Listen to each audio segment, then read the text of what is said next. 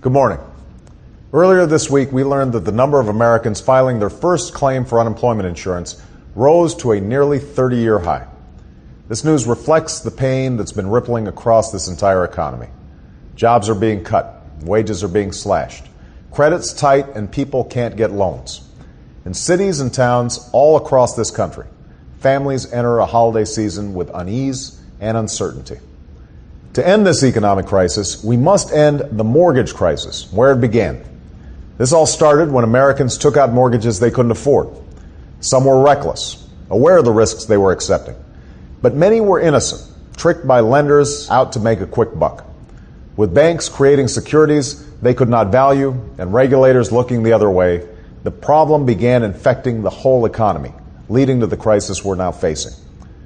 1 in 10 families who owns a home is now in some form of distress, the most ever recorded. This is deeply troubling. It not only shakes the foundation of our economy, but the foundation of the American dream. There's nothing more fundamental than having a home to call your own. It's not just a place to live or raise your kids or return after a hard day's work. It's the cornerstone of a family's financial security. To stem the rising tide of foreclosures and strengthen our economy, I've asked my economic team to develop a bold plan that will dramatically increase the number of families who can stay in their homes. But this plan will only work with a comprehensive, coordinated federal effort to make it a reality.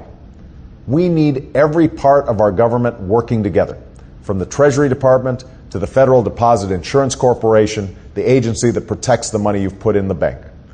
And few will be more essential to this effort than the Department of Housing and Urban Development.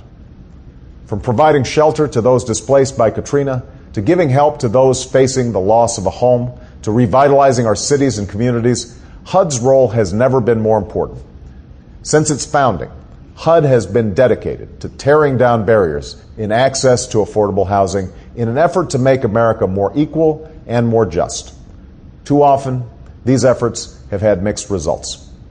And that's why we can't keep doing things the old Washington way. We can't keep throwing money at the problem, hoping for a different result.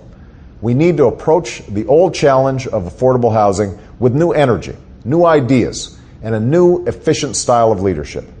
We need to understand that the old ways of looking at our cities just won't do. And that means promoting cities as the backbone of regional growth by not only solving the problems in our cities, but seizing the opportunities in our growing suburbs, exurbs, and metropolitan areas. No one knows this better than the outstanding public servant I am announcing today as our next Secretary of Housing and Urban Development, Sean Donovan.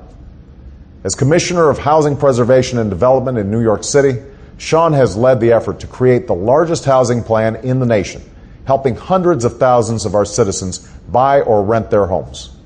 Prior to joining Mayor Bloomberg's administration, Sean worked both in business, where he was responsible for affordable housing investments, and at one of our nation's top universities, where he researched and wrote about housing issues. This appointment represents something of a homecoming for Sean, who worked at HUD in the Clinton administration, leading an effort to help make housing affordable for nearly 2 million Americans.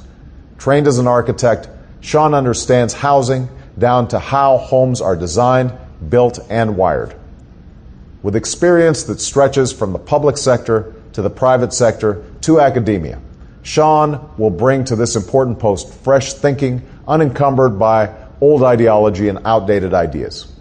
He understands that we need to move past the stale arguments that say low-income Americans shouldn't even try to own a home, or that our mortgage crisis is due solely to a few greedy lenders.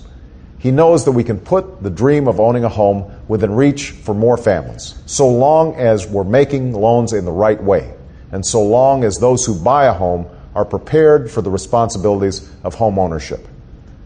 In the end, expanding access to affordable housing isn't just about caring for the least fortunate among us and strengthening our middle class. It's about ending our housing mess, climbing out of our financial crisis, and putting our economy on the path to long-term growth and prosperity. And that is what Sean and I will work to do together when I'm President of the United States. Thank you.